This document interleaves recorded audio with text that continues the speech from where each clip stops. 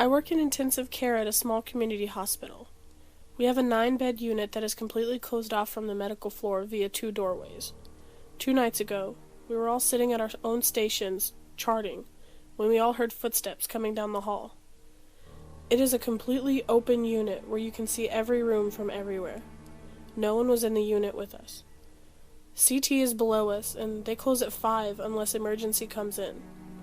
And we only have people on the 2nd floor. The 3rd is just used as storage, so no one was above us. It happened 2 or 3 times. Then last night, cupboard doors kept opening and shutting in the 2 empty rooms. I finally asked my coworker what was going on, and she just told me that it usually happens after someone passes, especially if it's sudden. We had 2 codes last week that we lost, and I guess everyone has had weird stuff happening for a couple of days. I do inter-facility transfers as an EMT, so I get to see all the skilled facilities and hospitals in the state. 2 places give me the hair-raising, just bad, negative juju creeps. An abandoned School of the Feeble-Minded, and the state's prison mental health facility that used to be a huge tuberculosis ward when there were massive outbreaks back in the day. A 3rd creepy place is the old birthing hospital that got turned into a long-term care facility.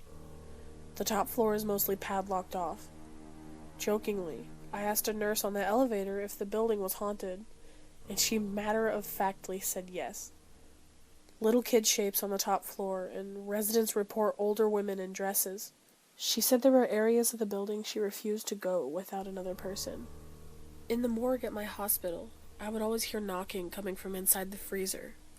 It really creeped me out, especially when the pathologist looked up and grabbed me by the shoulders, stared at me straight in the eye, and said, "Do you hear that? You never open that door when they're knocking. Never." It turned out to be some loose pipes. He thought it was hilarious. I didn't sleep that night. I work as a CNA in long-term care. We had one resident, Betty, who was totally independent. All ADLs were done on her own, and she did fine on her own. Never had an incident.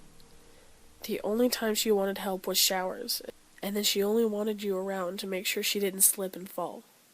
Betty came down with pneumonia and had to be hospitalized. When she came back, she was too weak to do things on her own, but too stubborn to ask for help. The last thing the CNA told her before going to bed was, "If you want to get up, hit your call light. I'll come help you." Of course, she didn't. Got rid of the bed alarm, climbed out of bed, and fell. Betty died from the fall. No one was moved into bed C, Betty's bed, afterwards. The following week, the call light on the room went off at night. Thinking it was the resident in bed B, I walked down to the room to see what she wanted. I walked into the room only to see the call light for bed B and A off. The call light for bed C, Betty's unoccupied bed, was on. My eyes filled up with tears. I backed out of the room and made someone else turn the call light off.